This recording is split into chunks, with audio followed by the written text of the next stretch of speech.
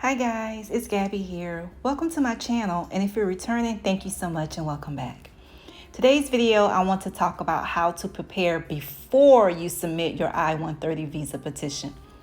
In my previous videos, I talk about how to submit your visa petition, but I think the preparation before submission is very important. But before we start, I need you to do me a favor. Can you please hit the subscribe button if you haven't already done so? And also click the like button if you find this video helpful. Thank you so much. Okay, guys, before attempting to complete your I-130 visa petition, I want you to sit down and take time to consider a few things. Regardless of your situation, I want you to start with a positive mindset. Try to refrain from negative thoughts.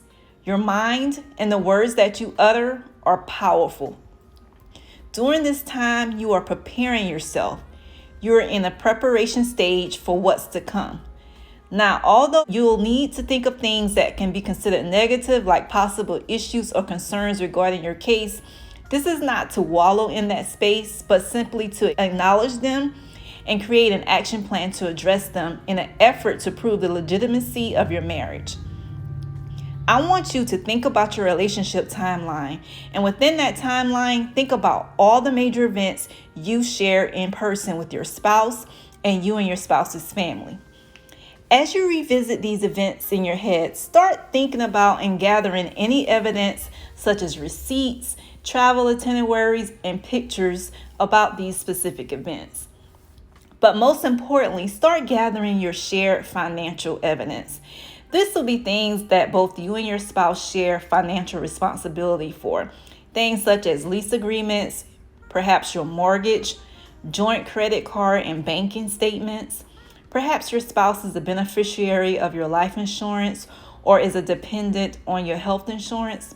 Start collecting these documents, uploading a soft copy to your computer for later, and store a hard copy in a safe place that's accessible as well. Now, I want you to start thinking about how best to present and share your story through your evidence and your documents. Creating an outline, review your story, and look for any possible holes.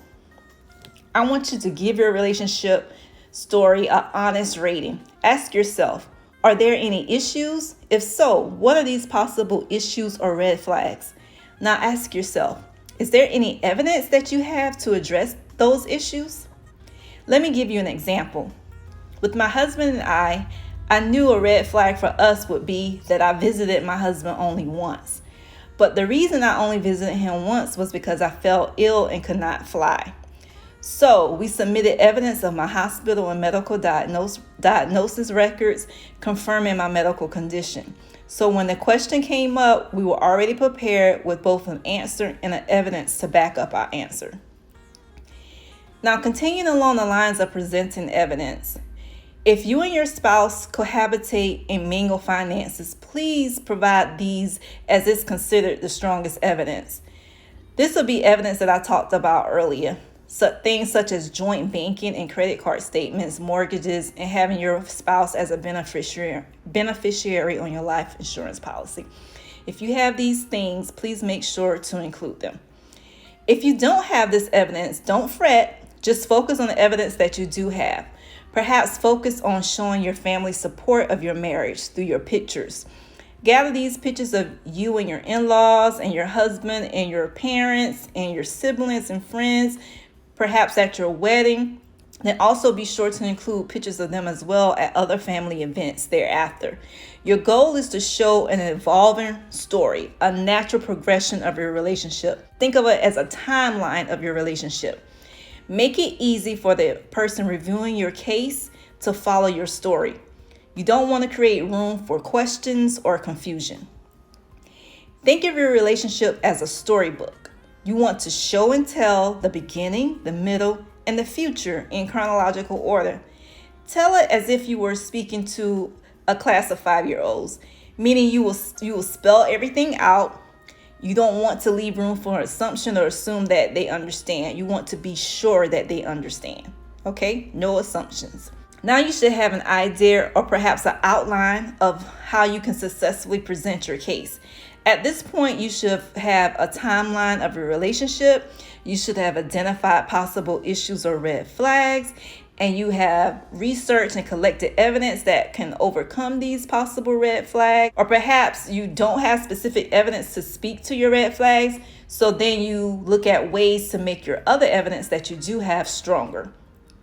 And finally, you started collecting all of your evidence to put away in a safe place so that they'll be easily accessible when it's time for you to submit them. So now you're ready to go and you're ready to apply for your I-130 visa petition. So guys, it starts with your mindset. The takeaways from this video is preparation and organization so that you fully understand what is expected of you in this process and you create an action plan to present your case. Thanks so much for watching this video. Please don't forget to like, share, and subscribe to the channel, and I'll see you in the next video. Bye.